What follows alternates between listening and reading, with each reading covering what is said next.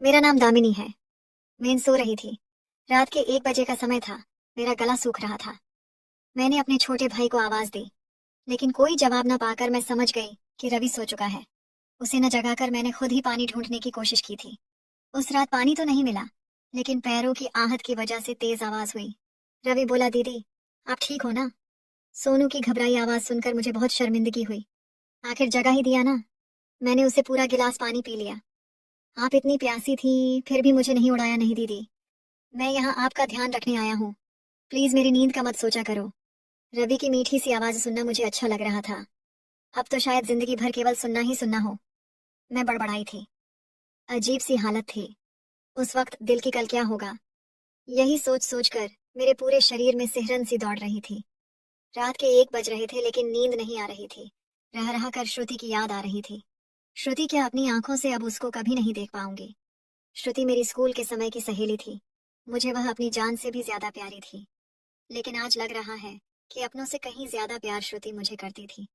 कुदरत का यह कैसा नियम है कि इंसान को जब नींद नहीं आती तो वह अपने अतीत को ही याद करता रहता है। मैंने सोचा, चलो यह भी अच्छा है। समय तो आसानी से कट जाएगा, वरना पिछले 10 दिन तो पहाड़ जैसे कटे थे। क्या करती मैं उन 10 दिनों में? चुपचाप लेटे रहने के अलावा मेरे पास और चारा भी क्या था? सारा शरीर, यहाँ तक कि मेरी आत्मा भी घायल हो चुकी थी। कुछ भी करने लायक नहीं थी। उस समय एक गिलास पानी तक के लिए तो मैं दूसरों पर निर्भर थी। लेकिन हाँ, मेरी सोच पर तो मेरा बस था। मैं एक अच्छे परिवार में पैदा हुई थी। मम्मी और पापा मुझे और छोटे भाई को बहुत प्यार करते हैं। बुआ जो भरी जवानी में ही विधवा हो गई थी, अपनी कोई औलाद न होने का दर्द वह मुझे भरपूर प्यार देकर दूर करती है। बुआ पापा से उम्र में काफी बड़ी हैं। मैं इसलिए भी बुआ के बहुत करीब रही हूँ, क्योंकि उनकी बातें मुझे बहुत अच्छी लगती थीं। ये सच है कि बच्चे की जिस तरह परवरिश होती है, वैसा ही वह बन जाता है। मेरे साथ भी ऐसा ही हुआ। बुआ बहुत कम पढ़ी लिखी थीं, अंधविश्वासी भी बहुत थीं। बस मुझ पर भी उनका अंधविश्वास हावी होता चला गया।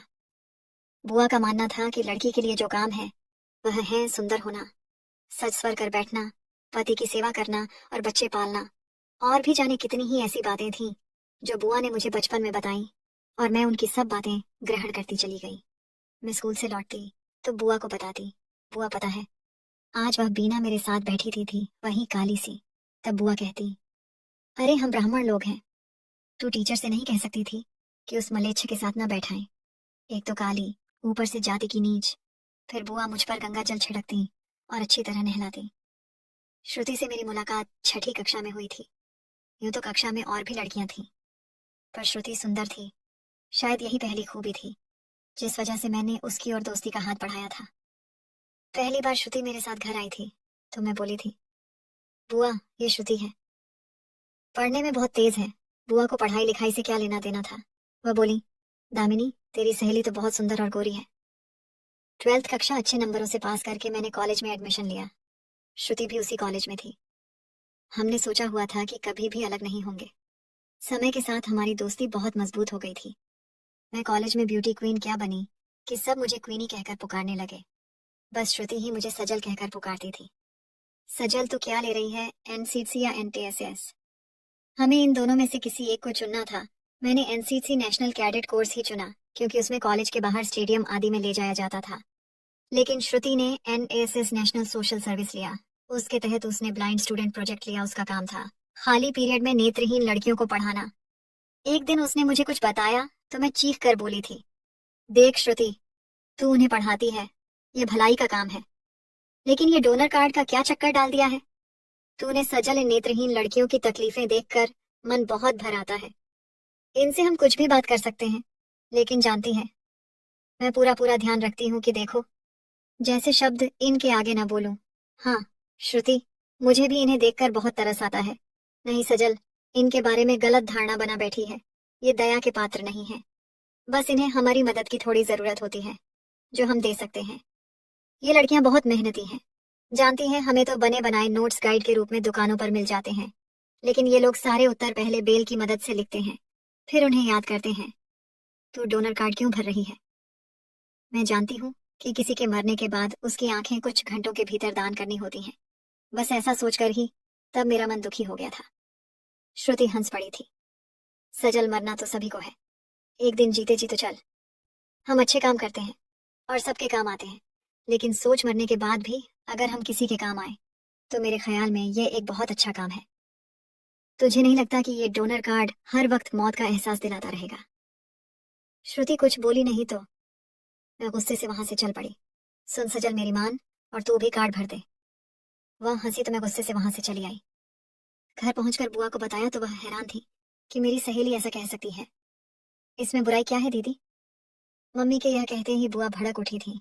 बुराई की बात कर रही है?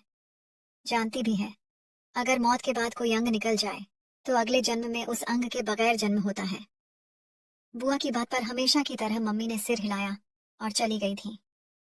वैसे भी मम्मी की बुआ के आगे नहीं चलती थी, लेकिन बुआ के मुंह से पुनर्जन्म में अंग न होने की बात सुनकर मैं परेशान हो गई थी। उस समय उम्र ही क्या थी, मेरी 18 साल थी। कॉलेज का पहला साल ही तो था। इसके बाद मैंने श्रुति को बहुत समझाने की कोशिश की थी, लेकिन वह टस से मस नहीं हुई थी और उसने डोनर कार्ड भरकर ही दम लिया था। श्रुति ने कॉलेज के पहले और दूसरे साल में एक पढ़ाया मुझे, NC.C में कोई सर्टिफिकेट नहीं मिला था। दरअसल परेड आदि से मेरी गोरी त्वचा झुलस जाती। बुआ ने जब मेरा रंग सांवला होते देखा तो मुझे परेड आदि में जाने से रोकने लगी। मन से मैं भी यही चाहती थी। एक दिन श्रुति कॉलेज आई तो उसे देखकर मुझे हंसी आ गई। फिर 2 दिन बाद मैं उसे एक दुकान पर ले गई। ये कहाँ ले आई मुझे? श्रुति ने हैरानी से पूछा। दुकान पर लगे बोर्ड की तरफ इशारा करते हुए मैं बोली, पढ़ कहाँ खड़े हैं। वह कॉन्टैक्ट लेंस की दुकान थी। दरअसल श्रुति को चश्मा लग गया था और मुझे उसका चश्मा लगाना पसंद नहीं आ रहा। मेरी बहुत जिद करने पर भी श्रुति लेंस लगवाने के लिए राजी नहीं हुई। तब मैंने गुस्से में आकर उससे बोलना बंद कर दिया। आखिर एक दिन उसने हार मान ली, अपने लिए लेंस बनवा लिए। मैं जानती थी वह मुझसे बात किए बगैर नहीं रह सकती थी। तीसरे साल भी उसने ब्लाइंड स्टूडेंट प्रोजेक्ट जारी रखा था। श्रुति कार चलाना सीख रही थी। जब वह अच्छी तरह सीख गई तब मैं उसके साथ कॉलेज आने जाने लगी। एक दिन श्रुति घर आई हुई थी। बातों बातों में पापा ने उसे बताया कि उनके एक दोस्त की बेटी की शादी है। वह तो ऑफिस से सीधे चले जाएंगे, लेकिन हम सबको भी पहुंचना था। अब समस्या यह थी कि शादी शहर से बाहर थी और टैक्सी से जाने के लिए बुआ तैयार नहीं थी। तब श्रुति ने हमको परिवार छोड़ने की बात पापा से कही थी। उस दिन श्रुति दोपहर को ही हमारे घर आ गई थी, पर वह कुछ थकी थकी सी लग रही थी। उसकी आंखें भी सूजी हुई थीं, सो वह देर शाम तक सोती रही। जब मैंने उसे जगाया और बताया कि उठ, अंधेरा होने लगा है, तो वह हड़बड़ाकर उठी और जल्दी तैयार होने लगी। तैयार होते समय श्रुति ने अपना बैग मुझे पकड़ा दिया था, जिसे मैंने अपने पलंग पर रख दिया।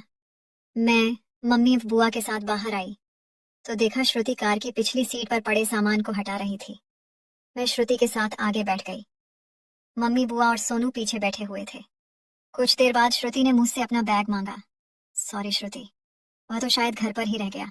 सजल, मैंने कहा था ना कि बैग को कार में रख दो। श्रुति बेटे, अगर बहुत जरूरी है तो अभी बहुत आगे नहीं आए हैं, वापस चलते हैं, मम्मी ने कहा। तो बुआ भड़क गई। सुदेश, ऐसे आधे रास्ते मुड़ना बहुत बड़ा अपशकुन होता है। बुआ लगातार बोले जा रही थी। मम्मी का उतरा चेहरा श्रुति ने शीशे में देख लिया था। वह शांत भाव से मम्मी से बोली, नहीं आंटी, ठीक है, वापसी में ले लूंगी। अभी हम रास्ते में ही थे कि पापा का मोबाइल पर फोन आ गया। बुआ ने उनसे बात की। श्रुति तेज चला, न क्या बैलगाड़ी चला रही है। आनंद हैरान हो रहा है कि हम अभी तक नहीं पहुंचे हैं। जी बुआ। श्रुति तेज गाड़ी चलाने लगी।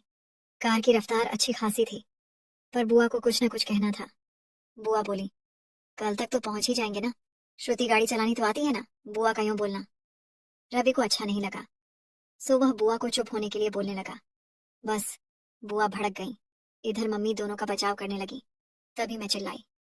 श्रुति देख सामने, और फिर तेज धमाका हुआ दर्द की लहर पूरे शरीर में फैल गई और फिर चारों ओर अंधेरा छा गया। मेरे पूरे बदन में दर्द हो रहा था, सिर में भी भारीपन महसूस हो रहा था। हाथ उठाने की कोशिश की तो उठा नहीं, आंखें खोलनी चाहिए तो खुली नहीं। अचानक मुझे याद आया कि हमारा तो एक्सीडेंट हुआ है।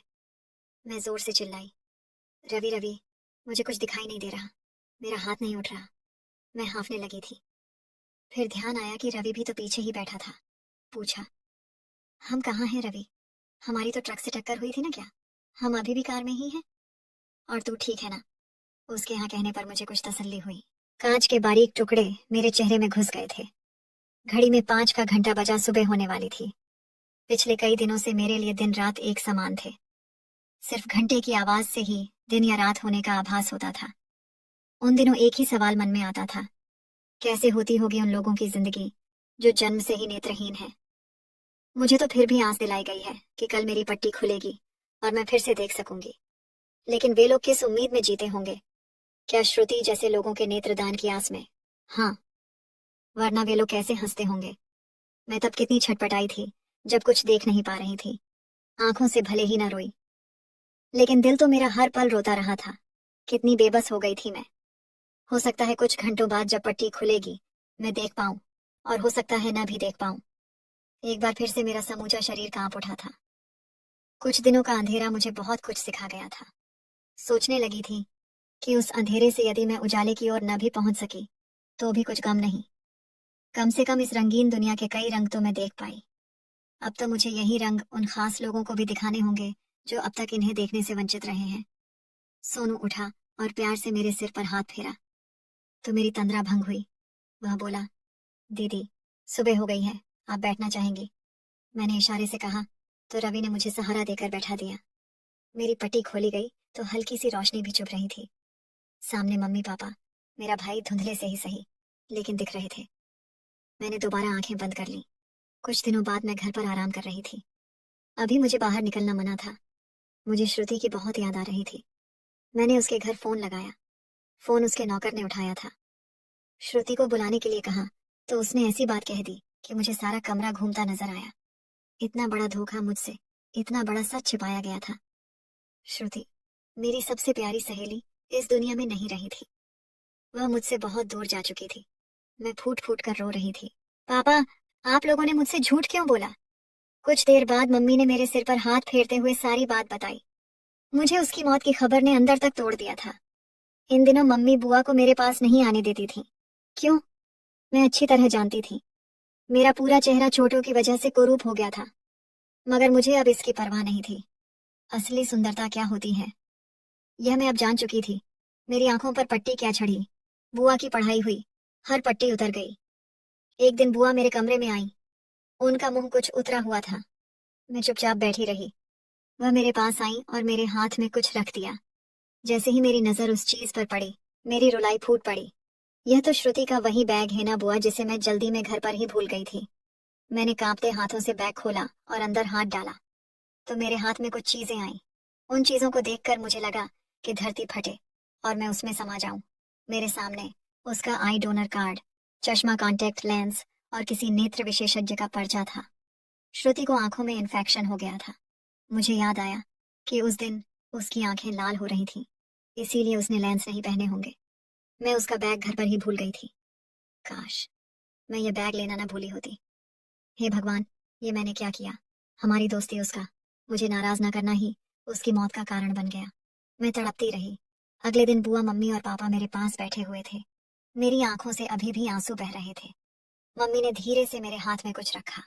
आंसू पोंछकर ध्यान से देखा तो मेरी आंखें फिर फटी की फटी रह गईं। वह और कुछ नहीं, उन तीनों के कार्ड थे। बुआ की आंखों में पश्चाताप के आंसू थे। मैं उनके गले लग गई। यह अंत नहीं है।